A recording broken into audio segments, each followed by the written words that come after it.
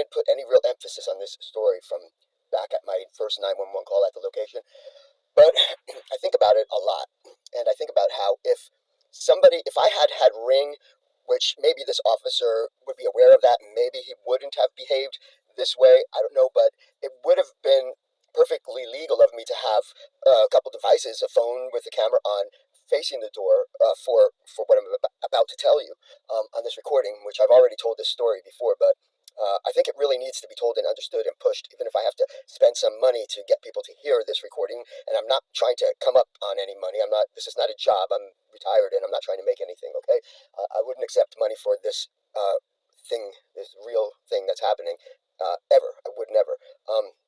But the thing is listen and listen to this real, true story, and I will tell it perfectly. I remember every little detail of this story, and I would tell it perfectly under oath, and I would swear, I could swear under oath on my most valued reality of mine, of whatever whether it's the air that I breathe or my ability to function with my hands. I mean, I'll swear on anything except somebody else's life, but because that's just not respectful. But the thing is listen and listen good, even if you can't make a difference in this world because you're a nobody or whatever. I'm a nobody myself. I mean, I don't know, whatever. But check this, okay? If I had what I'm about to tell you, if I had this on video and audio, of course, this cop wouldn't have gotten through another 15 minutes and the rescue mission would have been on the way. I did call an FBI agent right after this to tell him I didn't have proof, but he gave me good, strong advice, and that strong advice would then lead to another story, which I've already told before, and I'll get into that another time, or maybe after this. But listen to this initial truth, and if anybody hears this and thinks nonchalantly that it's no big deal, you would be very incorrect about this. It's a very, very big deal. Okay, but so I don't know. Try to have some empathy for, say, anybody who's been actually kidnapped and tortured on this planet, as if it really has happened before. Not to be sarcastic, but have a little bit of empathy. Step outside of yourself for a minute and think about this true fact. I heard a real scream for help coming from the apartment above me, where I already knew that they were doing some serious shit. Okay, I'll get into all of that another time, but one day I heard, it was August 14th of 2004. I'm pretty sure it was, I think it was a Saturday. I'll look into it. It was either a Saturday or Sunday, August 14th, 2004. Okay, here we go. I heard a girl scream. I initially, there's the story of seeing her or another girl prior to that being dragged up the stairs by her hair. That did happen as well. But I can't, since I didn't see the person who screamed for help, I can't say that would specifically be that girl because there sounded like there were multiple people actually up in this room. But the scream for help came from an open window above my open window. So it was actually coming from outside, but upstairs. And then right after the scream for help, I heard a thump right above me on the floor, as if a body of something very, very heavy was thrown to the ground. So a big thump right over me. And then you could hear the window slide shut and slammed shut. So that was very, very dramatic. Okay, so I immediately called 911. Upon this 911 call, I saw the first unit showed up with two officers as standard, right? The two officers, one male, one female, pulled up, and only a second unit shows up, a second car shows up with one officer. And this one officer gets out of his vehicle so fast so he could get in front of those other two cops. He was very anxious, and you could see that he's saying, "I'll take this." And he takes charge. The other two were pretty much walking behind him as they go upstairs and knock on the door. They knocked on the door, and I'm always able to hear footsteps above me, so and it's usually pretty quiet. And so if an officer with all his gear on was actually walking into the place, I would definitely hear that. And I heard nothing but silence and little mumbling from that because they were talking to the people at the front door. And that's all they did. No, there was no walking around, and there was no time for that spent because only 30 seconds later he came down and knocked on my door.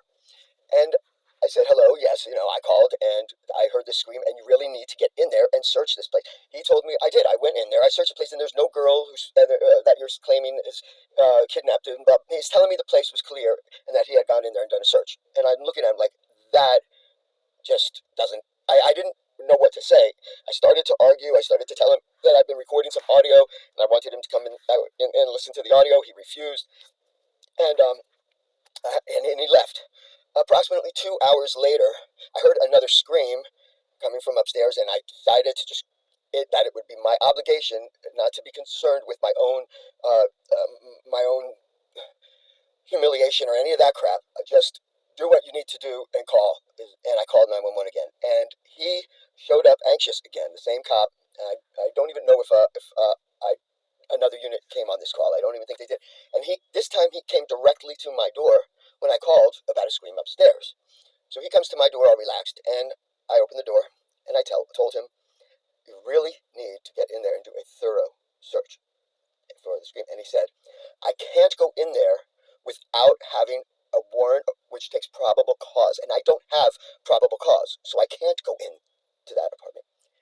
And I was just shocked, and my intelligence, the little bit that I have, was insulted because clearly he had lied about the first call. If he's lying, I mean, he's not going to lie about the warrant. That where he's. The bottom line is, either way, he lied on one of them, right? But you could assume that the lie easily, not even assume, that the lie was on the first. That he never went in and searched on a call where I'm insisting that I know what I heard. And so the thing is, why the fuck would this fucking guy find it necessary to tell me on the first knock that he had gone in there and searched the place and there was no girl who screamed for help in this unit? So of course, I didn't say to him anything. I did not want to start a confrontation and tell him that he had just lied to me. So I just kept my mouth shut. I, just had to.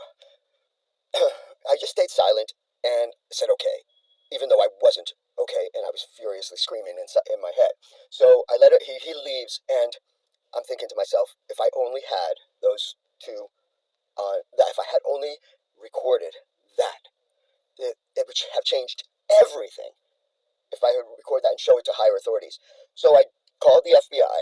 I could even still remember the number. I know there's a 65 in the number. It's the main building at 1100 Wilshire, the federal building over there, or 11,000. I think it's 11,000 Wilshire, right by UCLA. I've been there a bunch of times.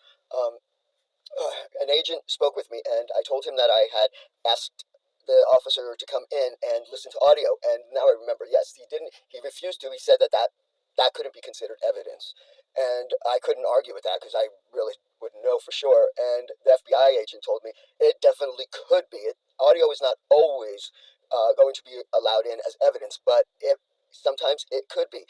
But the bottom line is that if you say that you have evidence that on audio, then he by law has to listen to it. If you say it's evidence, if he doesn't, that is called obstruction of justice, and that was actually the very first time. Actually, the only time I could think of that I've ever heard the term obstruction of justice. I use it a lot these days because I'm experiencing a lot of that going on.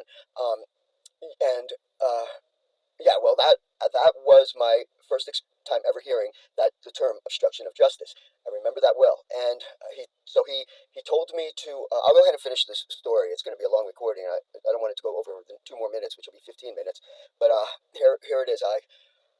He told me to call the police back whenever you feel that it wasn't like an emergency. Just give them a call back quietly, and just call the desk and ask for an officer to come over that you need to speak on a non-emergency call. And when the officer gets there, just tell him that you need him to come inside and listen to the audio evidence that you have. And if he refuses, I want you to call me and you put me on the phone with him or her, and I will make sure that they listen. Well, get this. I waited, I think, several days before I was able to really just deal with this, even though I was panicking in an emergency. It might have been 3 days. I don't know.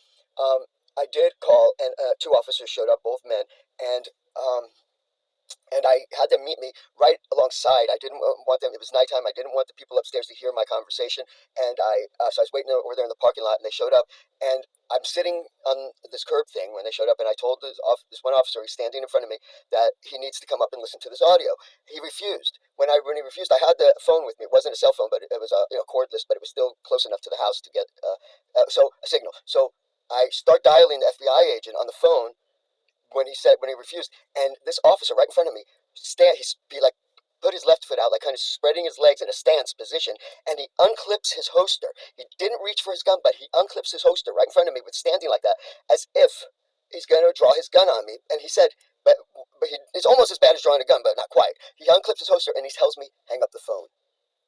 I kid you not. Now, that's pretty heavy. So I hung up the phone, and I've tried to share this story, but it doesn't seem to reach anybody.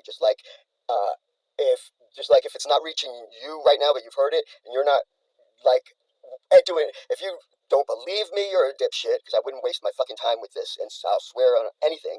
If you don't reach out in any way, shape, or form, you're a fucking serious fucking a real shitty American, because there was a time in this country when people would really, and they still should, like, be furious with something like this. And the thing is that with the right attention, this could still be proven. So I'm over 16 minutes now, so this recording will be sped up, and I'm going to stop it now. This is getting whatever.